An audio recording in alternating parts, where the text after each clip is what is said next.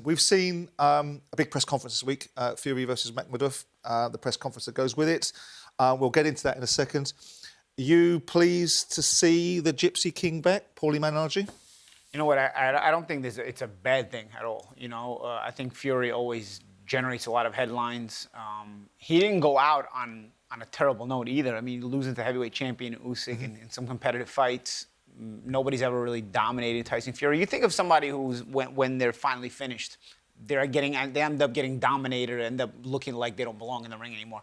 I'm not quite sure Fury ever got to that point. You know, even in the defeats to Usyk, he was very competitive. So he kind of left you with a bit of a curiosity. And for that reason, he's also a bit of a character, ex-heavyweight champion. He's a lightning rod for attention, so to speak, and viewership. Yep. And I think that's why probably Netflix put the fight together. How do you think he looks, Spence? Yeah, I thought he looked good. I think that mentally he's in a good place. Physically, he looked good as well. He's been working well out in Thailand, and I sort of agree with Paulie. I think that he's a massive addition to the heavyweight scene. He has been over the last 10 years, and I think it's good to have him back. You know, we need the characters. Look, are the legs still there? We're going to find that out. Makhmudov is a tough opponent, and you've got to respect him for picking Makhmudov, to be fair, because it will test his character, and we will find out what Fury's got left. But, yeah, I'm pleased he's back. I think it's good for the heavyweights. Well, rather than us ruminate on him, let's hear from him himself in the discussion he had about coming back from his 5th retirement. Why did I come back to boxing? Very, very, very interesting question, and there's only one answer to that. And the truth of the matter is, I came back for one reason only, and that's to make boxing great again. Since I retired for the 5th time, over a year ago, boxing for me has gone on a downward slope. It's become quite boring, and boxing is at its maximum potential when Tyson Fury is actively fighting. And I didn't say that. An AI, the cleverest AI on earth, said that, ChatGPT. So believe that. And I'm coming back to make boxing great again. Like Donald Trump wants to make America great again, I want to make boxing great again. And with me, I brought back the biggest streaming platform on earth, Netflix. First fight back, fighting at a 60,000-seat stadium. I bring a circus, I bring an entourage, I bring entertainment, I bring action, I bring cameras, I bring everything to the sport. And it's something that I'm so passionate about and I love. You know, I was enjoying being retired. If I was on a decline, I'd say it. I'd be the first to say, you know what, I don't think I've got it no more, and I won't box, but I don't feel as if I've lost anything. I feel like I'm in my prime still. I feel fast, I feel good moving, I feel everything's really good. I've been away in Thailand training, as everybody knows. It's been well documented all over my Instagram for the past however long. I know he's a giant. He's bigger than he says he is. He says he's about 6'4", but I think he's about 6'8". He's a big man. Knockout puncher for 14 or 15 first-round KOs. And they say, why did you choose someone so dangerous as Arslanbek Makhmudov? Truth of the matter is, if I fight a pudding, I don't get turned on by that.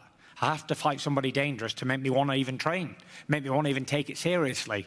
So now I know I've got a dangerous knockout artist in front of me. I really will focus and get my teeth into the training camp. And I suppose the biggest turning point in this comeback for me was a tragedy that happened with Anthony Joshua. I was on holiday with my family in Thailand for Christmas, just to get away from the rain. Sick of the rain, it was depressing me. And then I hear all that bad news that's gone on. And I thought, you know what, life is very, very short and very precious and very fragile. And anything could happen at any given moment. And you should never put things off until tomorrow or next year or next week, because tomorrow is not promised to nobody. The Bible says tomorrow is not a gift. Tomorrow ain't promised. Tomorrow is a mystery. So we have to live for today. And me living for that day, I made my mind up there and then that I'm going to come back to boxing because it's something that I love and I'm passionate about and that I've always been in love with. And there is no tomorrow to put it off to. So that's why I'm back today for this big fight. So Tyson says a lot there, and a lot of it, I think, is pretty much common sense and logical, isn't it? You don't put off till today what you can do, or tomorrow to what you can do today, and obviously challenges in life and circumstances. But when he comes back talking about making boxing great again, Paul, I mean, what do you make of that? I mean, I think boxing's in a good place. There's lots of challenges. There's always had lots of challenges. But when you hear Tyson referring to he's back now to make boxing great again, are you buying into that? Do you subscribe to that view? I'm subscribing to his view because to him, boxing's probably when he's not in it. And boxing, he's probably sitting on the couch and sitting in whatever lovely house he's in because he's earned it, talking about boxing and saying it's better with me involved, as probably someone like that would. I just don't understand why he's retired so many times to come back when inevitably we know you're going to come back. It's a bug. It's a bug to all of us. And I think, speaking as fighters who've done it and who are at a similar age, I would give anything to be able to go back and do it again. So he's right what he's saying about not putting it off. But I hope he doesn't kick himself for the time wasted when he's had these mini short retirements, because he's at the wrong end of 30, shall we say, to do that and take that time off. But I'm glad to see him back. I think boxing's always going to be better with him in. I think I mean, he's a contradiction. He's a riddle wrapped up in a rhyme. It was 2-3 weeks ago, 2-3 months ago, he was too old. It was a young man's game. So, you know, no one's surprised in he's doing what he's doing. Where is the landscape for, say, talkSPORT now? We've had various issues with Tyson over the years. It would appear that the same narrative is going to be peddled out again, which is if you disagree with Tyson Fury or say anything that he thinks is critical, you're a hater and you're banned. Is that landscape going to change? Because I personally think that real men and strong characters can deal with fair criticism. Criticism where people are being personal about what you are is not legitimate criticism. Yeah. But where are we with the landscape of we all got to watch our P's and Q's? Because I personally can't be bothered. Well, unfortunately, I think that all started, didn't it, a few years ago with Tyson Fury and talkSPORT and the feud between the two with the YouTubers that were around and obviously taking little bits that you have said or little bits that I've said out of the conversation and throwing it to Tyson Fury and making talkSPORT look bad. He didn't bother to look at those, research those, and see exactly what was said. And but he still refused to talk to you guys yesterday, didn't he? Absolutely, yeah. So yeah, and I don't think that's ever going to change. I think that's like Tyson Fury's made his mind up. He's one of those guys. Yeah. And yeah, I don't think it's going to change. Which kind of irritates me that we cover it, but I guess he's such a big name, you have to cover it. We're giving him the currency that he doesn't reciprocate, but we are where we are. When we look at him talking about not employing a trainer and detailing his own thought processes, what do we think of that, guys? You know, it's interesting because I think when you get older, you're a bit more stubborn and set in your ways. So I'm curious. I'll be honest. I didn't hire a fight trainer for my last fight, for my bare knuckle fight. You know, like I just self-trained myself. I hired some conditioning coaches to work on nervous system training because I feel like that helps my reflexes and helps my reaction time. But then for my boxing training, I didn't do it. I feel like maybe Fury's got the same kind of mentality in that he kind of knows what he wants to be and not be. Sometimes a trainer, when you're a bit of a natural creative fighter, can be the worst thing. Sometimes you get the right trainer, he can help you, but you get the wrong trainer when you're a natural creative fighter, it can actually be a detriment to you. So I assume maybe at this point in his career, because he knows what he wants to be and he knows what he doesn't want to be, he doesn't kind of want anybody else's input in that, and he kind of has a set idea of what's going to make him good and what's not going to make him good. Also, I'll be honest, I don't think Makhmudov's as dangerous as we're trying to chime in here. Right. He's a dangerous guy in terms of he's physically strong, but I don't think he takes a great punch. I don't think he's very durable. He has the look. He has a mean guy look. He has a villainous look, and he's a tough. But what was likely to have changed? So I think what I'm saying is, I think if you're going to experiment this way, this is probably the guy to do it with, and then you decide from there. I think he's going to train with his father though, and his father's been in his career before, you know. And I think that relationship did work, you know, with him and his father. Well, that's what I was going to ask. And that's Does it lead to that? I mean, obviously, absolutely. Are we going to have, with due respect, are we going to have John Fury ranting and raving in the corner as we've just seen over the last 24 hours? Let's go to that particular piece of VT and listen to John Fury ranting and raving, as I just said. You've had plenty to say about John Fury. Here I am. You've had plenty to say about John Fury. Where are you? Okay, yes. Let's get it on. All right, pal. Let's get on with it. Here I am. They're talking about me day and night on videos. Day and night on videos. And here I am ready to fight. Where are you, Ed? Where the f*** are you? Hey? The world's been calling me a f***. You know me, Lennox. You know I'm no coward. I was going to fight you in 1980. That's true. Wasn't it true? Did I back away from you? No, you didn't. That's right. So put some respect on the name of John Fury and get that Carl Froch here. If he wants it, I'm and anybody else in the building. Look here. The ultimate male. Because when you mention John Fury's name, what do? Run like friggin' Carl Froch. Run like a Carl Froch. Don't talk about me, no, so come to knock and punch your head in. Now, I like John Fury. I've met him on a number of occasions, and I've always felt him to be a very educated voice around boxing. His recent incarnation over the last 2 or 3 years of John becoming front and centre of the circus, like a Cirque du Soleil horror show, I think that's embarrassing. I think Carl Froch is putting in a video. By the way, Carl Froch is standing right there when he's saying, "Where is he?" Carl Froch is doing his first broadcast for Netflix. He doesn't want any of this. The one thing I don't think Carl Froch is frightened of is John Fury. But what do you make of all that? This is about Tyson Fury. This is about Tyson Fury, the former heavyweight champion of the world, the guy that opened up the doors post the Klitschko era for everyone else to come through, that took the belts away from Klitschko in Germany, has won great fights against Deontay Wilder. And here we are watching this. Yeah. I mean, I know it's theatrics. I know it's part of the show. I know it brings noise. And I suppose in its space, it does its job. But is it not just a tad embarrassing?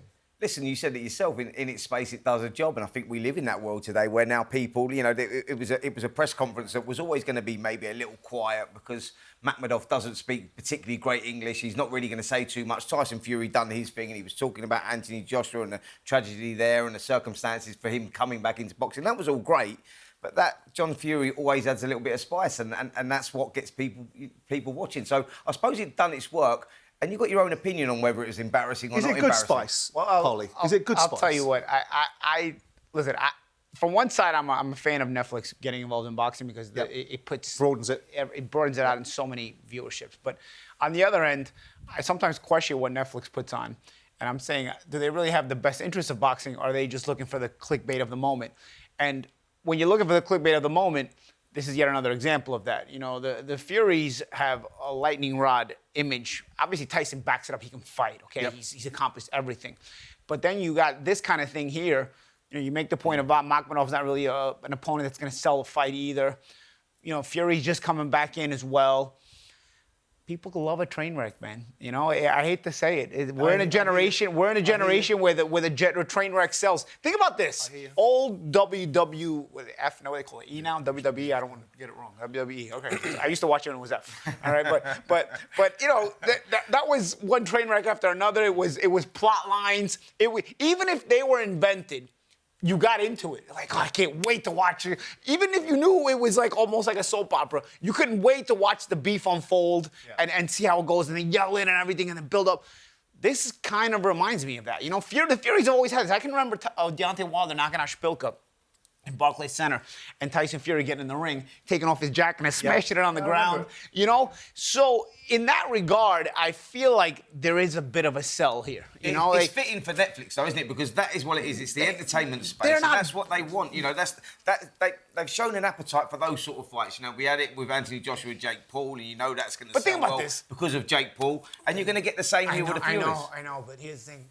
Netflix spent what they spent on Jake Paul and Anthony Joshua, like 100 and something million. Yeah. Think about what you could do to boxing if you spent 150 million. You could make Teofimo versus Shakur all year, every week. But Netflix, for 150 million, you can make those kind of fights Paulie, you know what they all did? year. They went and got 2 million extra subscribers at a lifetime value of $900 per subscriber. Netflix made about $1.5 billion out of it. Their motivation is Netflix. It's not about boxing. Yeah, and that's do you like? I mean, I know I'm dwelling on the John Fury side of things and the spectacle that goes with the Furies because the Furies are back in town, right? And they make a certain type of noise, and they lay claims, Paul, to the fact that it enhances boxing. This kind of sideshow. Do you think boxing is... I mean, Ben Shalom was on the show earlier on with myself and Jim. It's the fight game. It goes with what goes with the fight game. We've seen the Saudis come into boxing and be able to drive a coach and horses through the establishment of boxing with just a big bag of money. And they can't do it in other sports because the structure's there. Do you think this kind of theatrics, this kind of outlook is just the nature of the beast? Or it enhances the sport, it creates an outcome. We saw it, and we'll get on, Paulie, later on about my altercation with Deontay Wilder. We saw that sort of spectacle. The numbers go through the ceiling. Yeah. I don't particularly like it because we lost a good interview. And there was another 20 minutes I wanted to talk to Deontay about other things. But do you think this is good for boxing, kind of look? When I was watching it and when I first seen it, the first thought I thought was the opposite to the two lads next to me, and I rated opinions massively. And I was thinking, Netflix might not be happy with that. Maybe they're trying to break into boxing in the right way and they're trying to do it the correct way. They're going to make a shed loads of money out of it as well. But if they can come in and do it the right way and promote boxing correctly, then that type of stuff's probably going to be a no-no to them. But as you've just said, I've met John Fury plenty of times. I've never met a more respectful, polite man. Couldn't be any nicer person. And I think it's the character that he plays when the fight week's in town or when the press conference is in town. The same with Tyson. Anyone that meets Tyson when the cameras aren't on, totally, you couldn't meet a nice man, but we play characters in boxing. But that's why I give it that WWE feel, right? Yeah. These are the big guys, you Play know, the they have that character look. Now, what side of the opinion line you're going to fall on, okay, that can vary, but it's a lightning rod moment. People are going to talk. We're talking about it. People are going to have opinions on it. Absolutely. I'm not necessarily saying it's good or bad. I'm saying it's going to generate the viewership. And you're right. All publicity. And you're right. And you've pulled up the fact that people are talking about it when you've got a fight that really Tyson Fury is selling a fight that really on paper Fury we know is going to win this fight if he's anything left. Live exclusively on DAZN. On the world's biggest stage, a champion with a disputed crown. A self-proclaimed king without a throne. Both have a point to prove. Can one of the biggest names in boxing finally be crowned world champion? It's going to be a hell of a fight. Barrios versus Garcia, February 21st. Watch only on DAZN.